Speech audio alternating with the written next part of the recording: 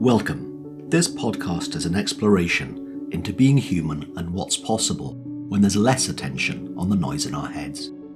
Warning: while listening to this broadcast, you may experience moments of deep peace, sighs of relief, personal insights, or long stretches of dead air. Do not be afraid. This is normal.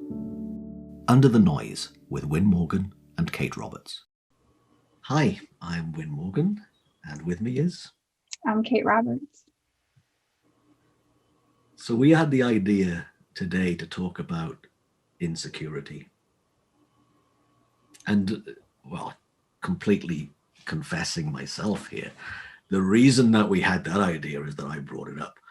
And the reason that I brought it up is that it's a feeling and a thing that I'm very familiar with, is the feeling of insecurity. And it's kind of been a lifelong companion. And frankly, an unwanted companion for the majority of that time. But I've seen something about the nature of insecurity that I think is worthwhile sharing. And I know how many other people could relate to it as well. So I don't know what you might say about insecurity. Okay.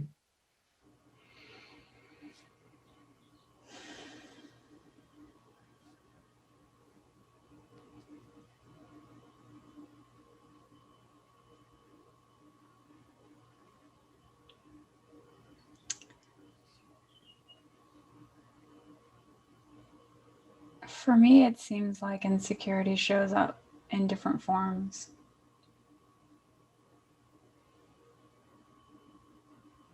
Not just insecure thoughts about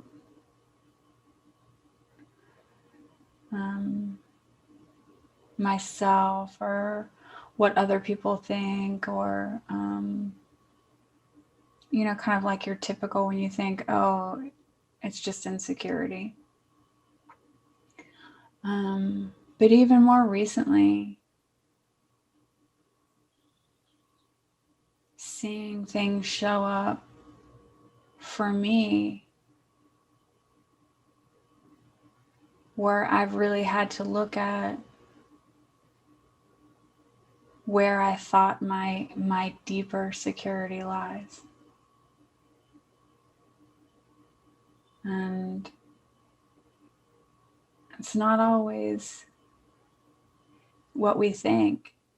Sometimes it takes things happening in our personal lives to realize that some negative feelings are because we think our security comes from certain things, and when they're threatened or taken away, it doesn't feel good. You have this sense of like wanting to control because of it. So my experience with insecurity is not just these kind of what typically people think of insecure thoughts, but like a deeper security and where we think that is. And sometimes we don't know. We don't know what we've decided is our security until it's threatened, and then you're like, oh, yeah, that's where I thought it was.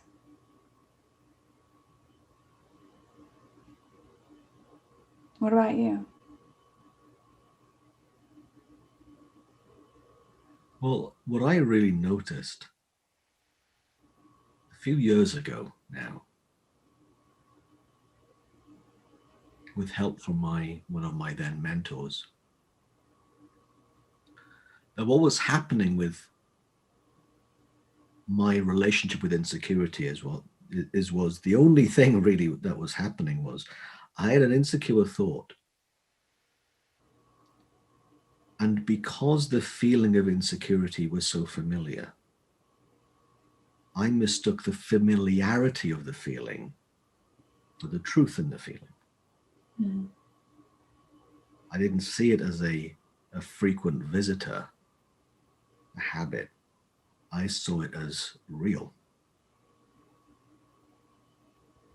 And at some point in those conversations, with my mentor, it just became really apparent to me that I had made that decision up in my own head that the feeling was giving me truth, as opposed to the feeling was telling me that I had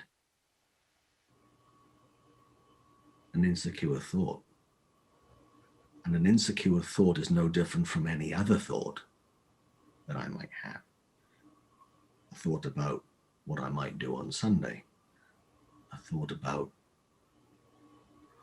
what if I'd have decided to go to a different restaurant 2 years ago for my birthday? What will happen tomorrow, right? And an insecure thought. There's nothing different in the nature of those thoughts. They just have different feelings with them. But the feeling doesn't tell us anything other than that's just what comes along with a thought. But it doesn't make it more true, but I thought it did. I really thought, well, I've thought this so many times, it must be real. But I'm pretty sure I've thought about lots of things that aren't real in my 50 years since I was born, but it doesn't make them real. I've seen all the Harry Potter movies a couple of times, read some of the books, but it doesn't make Harry Potter real because I think of Harry Potter.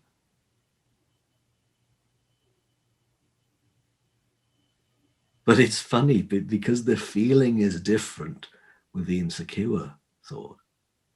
It took me somewhere. I thought there was something to do with it because it looked true to me. I was listening to another coach and teacher about a year ago with a group of students, coaching students. I was helping out at the coaching school. And I'm going to paraphrase what he said in relation to what one of the student coaches asked. And what the teacher said was, paying attention to an insecure thought is the nutritional equivalent of eating mud. It has nasty stuff in it. There's no nutritional value, just the nastiness in it. And what was interesting is that a lot of the students misheard that as if insecurity is the nutritional equivalent of eating mud. It was listening to an insecure thought is the nutritional equivalent. So this is why, in my mind, that really matters as a distinction. Right now, I said earlier on that it was an unwelcome companion, my insecure thoughts. Well, right now, it's just a companion sometimes, but it doesn't have the same gravitas and the same, I don't know, hold over me as it would have done half a dozen years ago, 6 years ago. Because I don't have to listen to it and believe it's true, because I've seen the fact that it's no different from any other thought I might have about Sunday, a restaurant 2.5 years ago, or anything else that might just randomly crop up in my head. It's no different. And when I saw that, I noticed that I do not have to listen, and I do not have to have the psychological equivalent of eating mud. I thought that was a very cool and succinct way of saying it.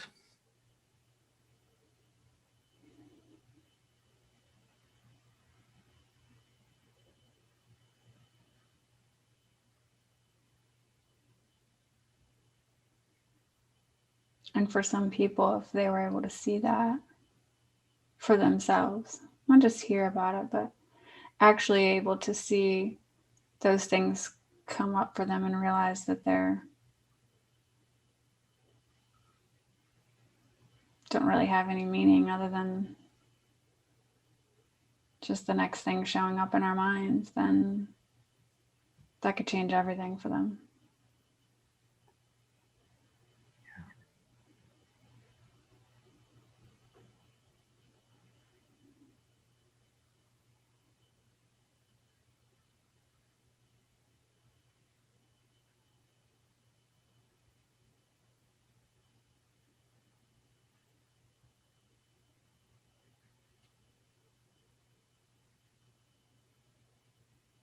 And it's funny what we can make up that looks like it takes us away from our okayness, our innate, born with okayness. That, going back to what you said a few minutes ago, Kate, was we sometimes don't even know that we think our security comes from these stuff out there. The relationship, the house, the bank balance, the car, the job, whatever it may well be, until those things are under threat, and then we just notice the feeling of them. And while it can be unsettling if they look like they're under threat, or indeed if they are truly under threat, but it doesn't mean anything about our okayness and our true internal security. Doesn't mean that.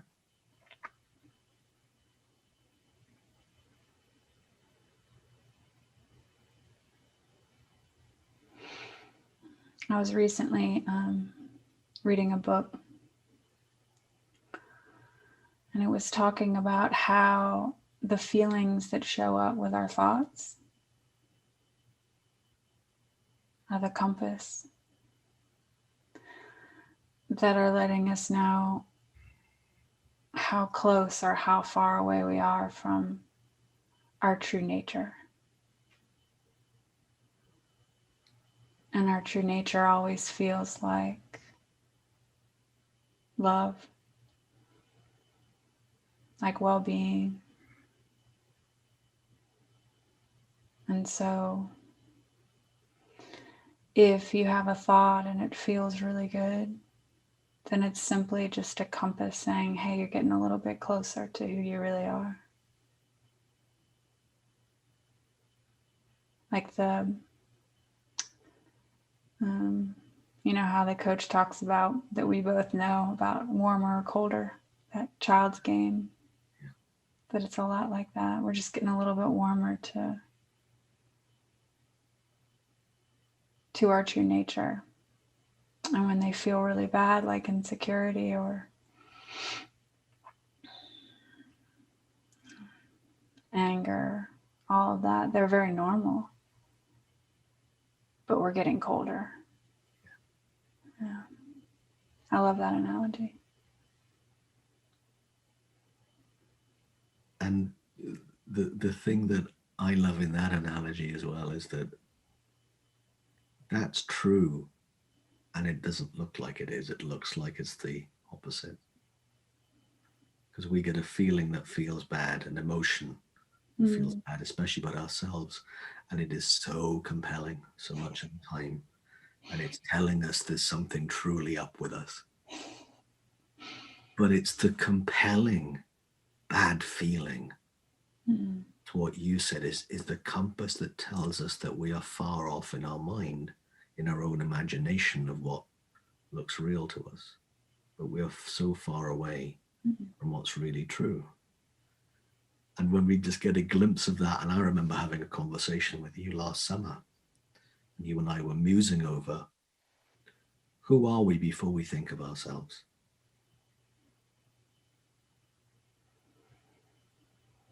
And then, if I remember, that was pretty much a day and a half. That just one question. And we were both looking there, and one way of summarizing and how I'd answer that question now, who am I before I think of myself, is what you're saying about the purity, the truth of who we are before we imagine anything else, which is an incredible miracle of nature that is animated from physical form into a conscious being for a certain period of time, that in no way we could be no more imperfect than a tree or the rings of Saturn or the Crab Nebula far away, millions of light years away. And it's funny that we because of how amazing our human thinking is. We forget that. And then we take a ride on our own imagination that takes us into a pretty, sometimes dark place. It's a very dark construct, not a dark truth. And literally, going back to what you said, I think it really is potentially as simple as, if I'm feeling bad, I'm further away from my true nature. End of story.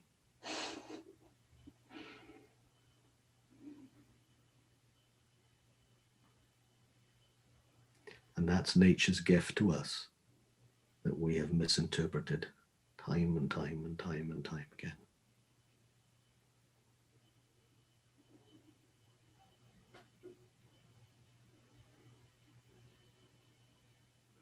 And it's interesting too, because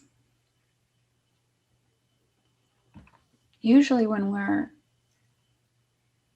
caught up in a bad feeling, even if it's stress or pressure, is the only time when we feel like there's something we need to do. Yeah. Like when we feel great, you know, we're laughing and being with people, or just content, there's nothing to do. There never really seems to be an urgency to do anything.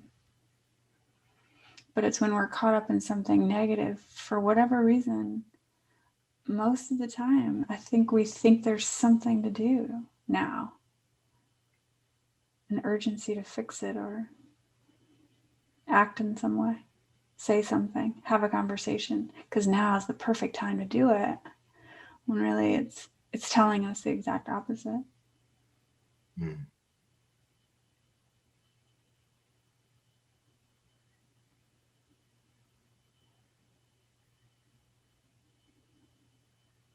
I was talking with someone yesterday who I've known for a while, and we've had a few coaching sessions over the last probably 3 years. And she had something that happened in her professional life last year that she found quite difficult to deal with. And she even said yesterday to me that it's broken me. And I feel like I just can't do anything now at work. I can't make good decisions. I don't think I can lead the people I used to lead really well. I'm hiding it. Truth is, now I'm opening up to you, Win, for the first time about this, but I really think I'm broken.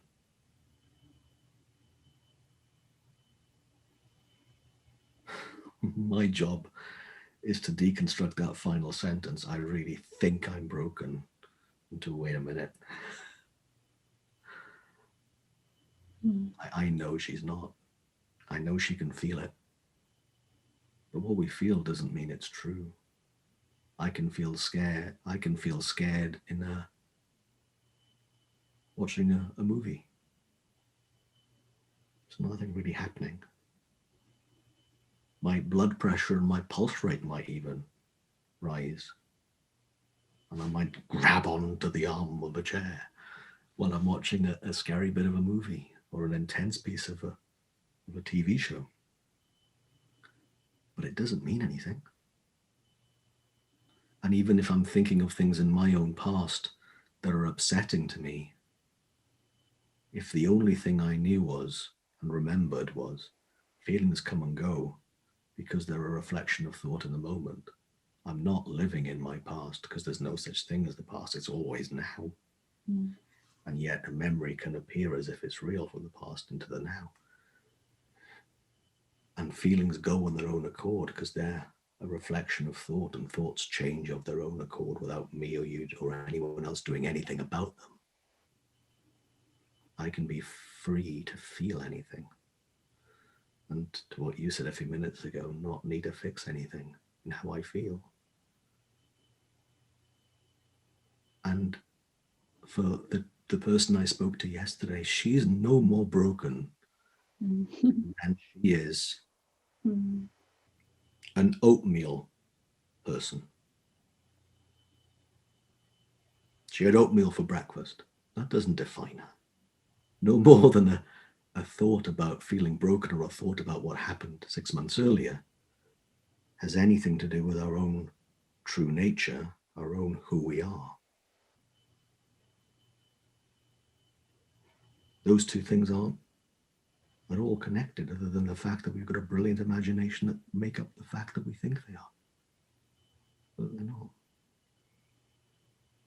It's just as you said, it's a signal that's a signal to tell us that we've moved further away from our own true nature. Nothing else.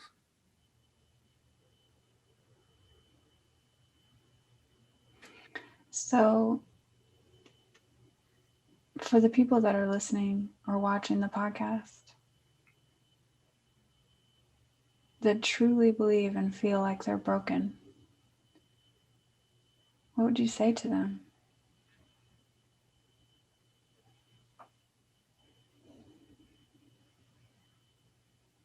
Well, first of all, my heart goes out to anyone with that. So if that's you, my heart goes out to you right now listening to this. And I can relate. If you've heard anything that I shared in episode 3, I can really relate. But I don't know if there's anyone that wouldn't be able to relate to it. And yet, here's what I'd say. Have you ever had a belief that changed? You ever had a belief at any point in your life that you then realized wasn't real? And it won't take long for you to figure out that there are lots of them. Even if you're resisting that thought right now, saying, no, when it comes to me, I am this way. Well, you might think you are. I kind of know you're not. And that sentence is true apart from the word kinda. I know you're not.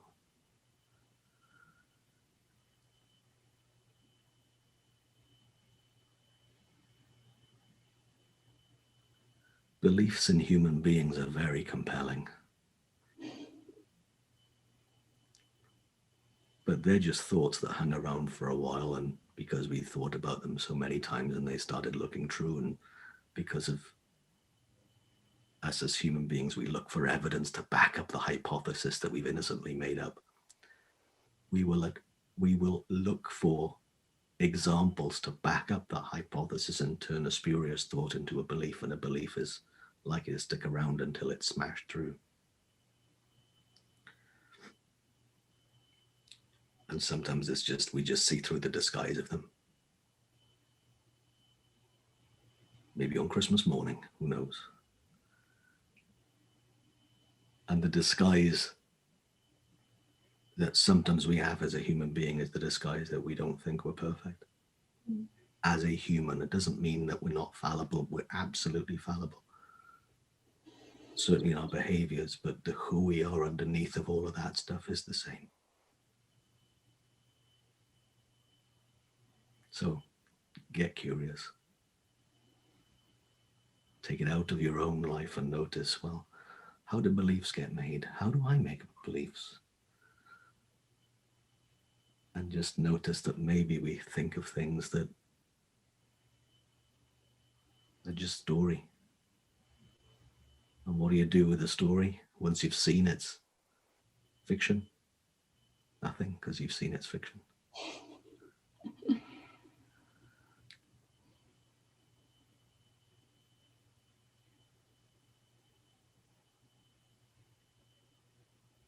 What would you say to them, Kate?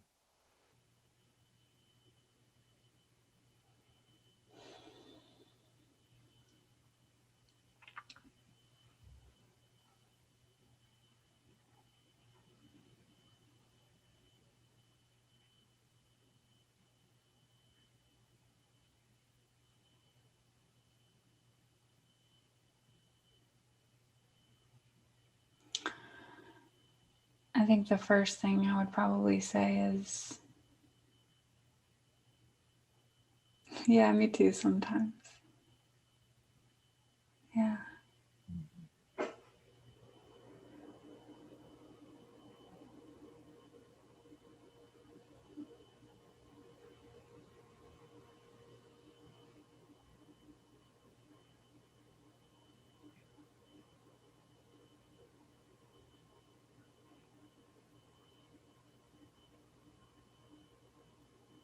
But then I would probably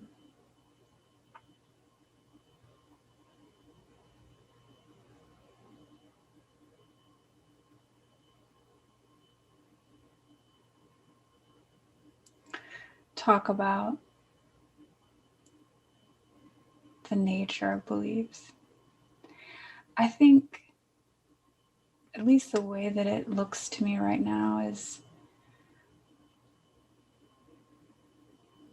beliefs are, I like to call them frequent flyers, because they've been thought so many times that they don't look like thoughts. They really do look like who we are.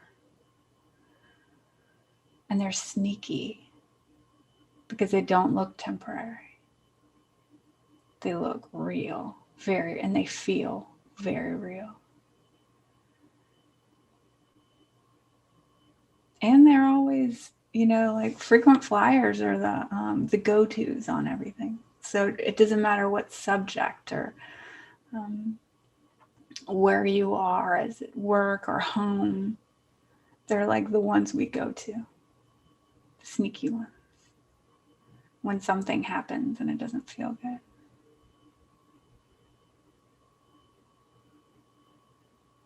But no matter how often we've had the same thought that looks so real,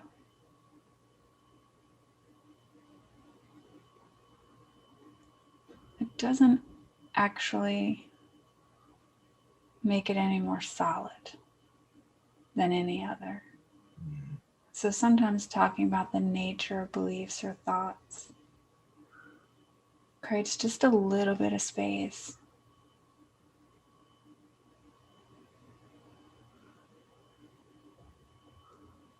just the small possibility that it's not true is sometimes all we really need. And I think we'll notice in that space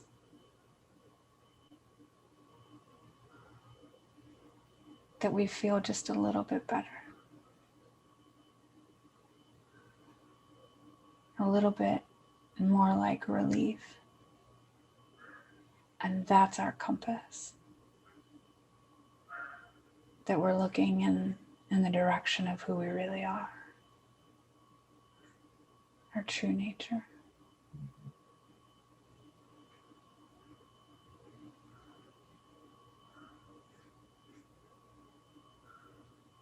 And our true nature is never broken. It never feels broken.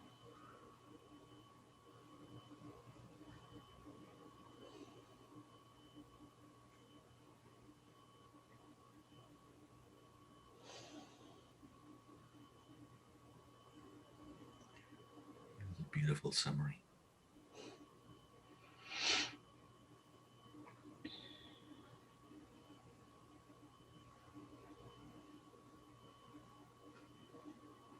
And if there's anything that's come up for you personally listening to us or watching the video, get in touch. And if you want us to go deeper into any specific areas or even come on as a guest of the show with us, I'd love to explore with you. And in the meantime, happy exploring as to what's underneath the noise for you.